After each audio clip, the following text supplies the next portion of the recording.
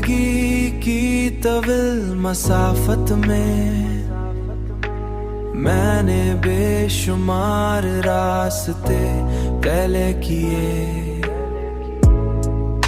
बहुत से चेहरे देखे और बहुत से चेहरे देखे, मगर दिल को वो सुकून कहीं न मिला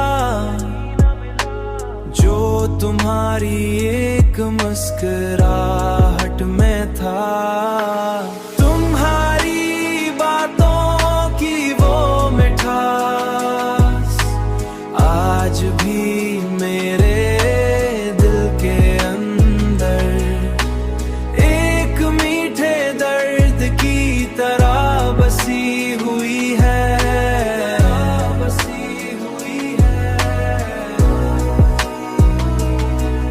और हर तन्हा लम्हे में मुझे ये एहसास दिलाती है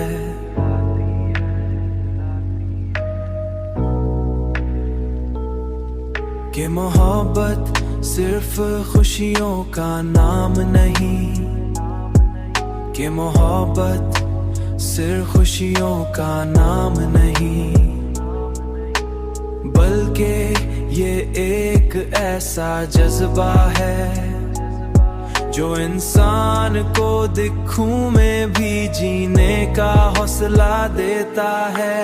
तुम्हारी बातों की वो मिठास आज भी मेरे दिल के अंदर एक मीठे दर्द की तरह बसी हुई है।